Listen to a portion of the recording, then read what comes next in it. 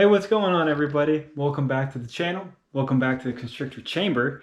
Today, we are going to be checking out my Argentine Boa. She just shed, so I want to show you guys that.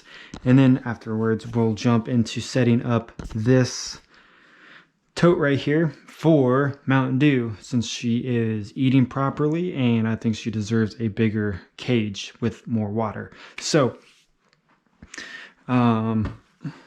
she had a perfect shed. I don't want to rip it.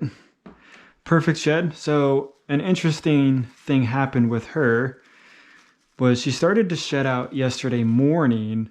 And when I looked at her, she was about halfway done. And so I thought, okay, cool. She'd be done in a couple of hours, and then I'll make a video on it, take pictures of her and stuff like that. Came back a few hours later, and she was just sitting in the corner, and she did not shed out any more than she already was. So, whoa, perfect eye caps. This will be a good one to dry out. So I'll set this one right here. But she was in the corner, and all day she wasn't shedding, and she was pretty much stuck like right here on her body. And all night she didn't shed, and I came in this morning and she obviously shed out this morning, so I'll get to show you guys that. But she doesn't look like she grew that much. Grew a little bit, but nothing too serious, which is fine. But I thought she was going to get a lot bigger than this. So cleaned her cage out because it needed it, and she looks good. Got maybe a little bit darker, but nothing too serious. I think this is going to be her colors for the rest of her life. And I don't think she's going to get any darker. The whites are going to pop out anymore on her. But she definitely looks really, really awesome. And so out of her cage, she's super docile and easy to hold. But trying to get her out of her cage, she is a monster. So we'll put her back, if she'll go back. And I wouldn't mind getting a male for her to breed at some point, but they are very, very expensive nowadays, or a lot more than what they were when I first got her. So, quick update on her. We'll let that dry out, even though it looks like it's ripped just a little bit, but that's fine. Even though I don't do anything with them, I still like to keep them. I have boxes full of sheds from all the snakes. So I do have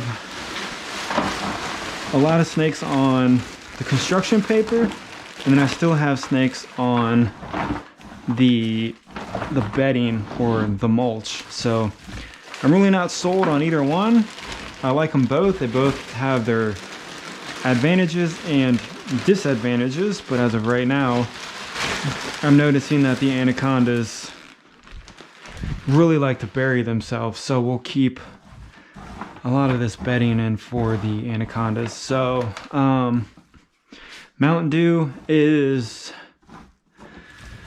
I don't think she has an issue with eating. It's just she's being a picky eater, and that's what's throwing everything off. So the temperatures are right, the humidity is right, because if that stuff was wrong, then yikes.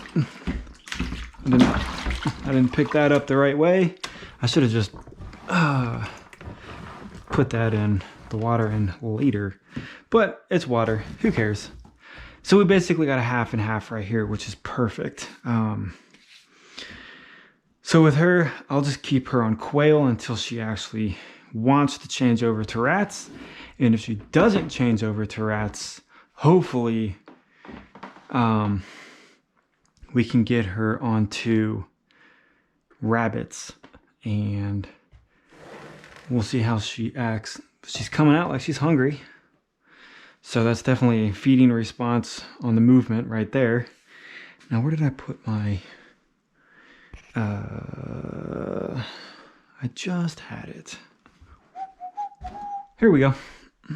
So feeding her birds is disgusting because her poop is far worse than the snakes that are on mice or rats. So, and she poops basically every single day after she eats. She'll poop. She pooped yesterday. She pooped sometime earlier today, and I guarantee she will poop again tomorrow, and then the next day, and then her stomach should be empty at that point. So I think this is an okay setup for her. Obviously, she will get a 8-footer at some point in her life. I'm not going to put a height in here. I'm just going to put some of this stuff in here. She can bury herself in that, but I think that looks good for an anaconda, and it looks a lot better than this, and obviously this is disgusting. So I know this is a pretty short video, but this is my setup. I have some people asking me actually where I got these tubs, and they're Christmas tree totes. They're 44 gallon. It's about 4 feet by, I don't even know what that is, a 1.5 feet maybe? Maybe a little bit longer than that. But Walmart basically stocks these around Christmas time. I did find them at the Container Store, and depending on where you live, if you have one near you, they might have them in stock where they can ship them to you. I think on there they were like $65. In Walmart they're like $25. So they definitely hold. I've seen, 8 to 10 foot retic sperms in here. Not saying that is ideal, but it does hold the larger snakes very nicely. If you guys don't want to go out and spend thousands of dollars on a cage, you can just use this. I just want to show you guys also this one, because she's in blue and she's going to be an awesome looking snake. So she basically is shedding out. It seems once a month she's shedding. So look at those eyes. Deep, deep in blue. Still bright colors, even though she is really faded out. But I'll expect her to shed sometime, probably early next week. And of course, I'll show you guys her and her bright colors. She's still on mice. I believe I'm feeding her every 10 days, and she is shedding more than any other boa that I've ever had. And unlike the anacondas, because Pop-Tart, she's shedding every 4 to 5 months, even though I finally got her on mediums, which I have to feed her again. I should have fed her like 2 days ago, I think. And I need to feed her tonight, so that'll probably be another super quick video.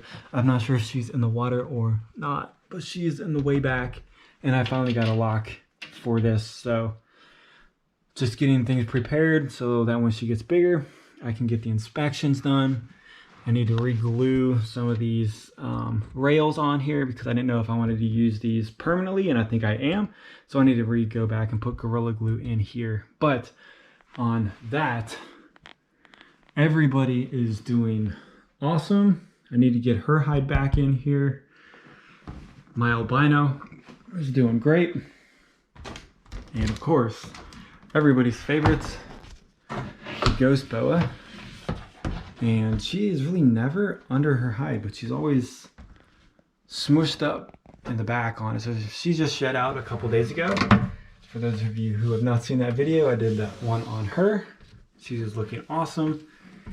And let's put that back in there. So it is a nice 85 degrees in here. I know I get a lot of people that ask me about how I heat my snakes, because I obviously have tubs and stuff just laying out, and I use ambient heat. I use a oil heater, and it basically fluctuates with the heat from the daytime when the sun's coming in, and then it kind of drops at night naturally in the room. So at night it kind of goes through, or goes down to about maybe low 80s, and it gets back up into the 85, 87. So I really have to make sure, since this is just on like a dial, that it's set, you know, and I'm not really messing with, because it can get into the 90s and then we could have some serious issues with the snakes. But since these ones are on the bottom, and I was doing the temperature readings on this one and that one. I am running the radiant heat panels on them, and in the enclosures it's around 85 to 87 even with this, and I'm running the VE 300 times 2, which is, so far it's working awesome. I don't do night drops on it. I just bought that one because it does both of these at once. And on the radiant heat panels, I've noticed that my electricity bills have been basically the same. Like, there's no change on them, and there's basically no change in my electricity bill running this either. So enough of me rambling. Appreciate the support from you guys. Appreciate everybody who's subscribing and liking my stuff. I like the content or the conversations of the content that I'm having with you guys. I might jump into breeding. I'm looking at a single male, possibly 2 males that are powerhouses to breed to a lot of my females. I am leaning towards an IMG het, 100% het albino, or an albino IMG. And I need to look to see how those even look. And then, because I have a lot of het albinos, which would be awesome if I could get some of my females bred out with that. But that's kind of where I'm kind of leaning towards. But on that, see you guys on the next video.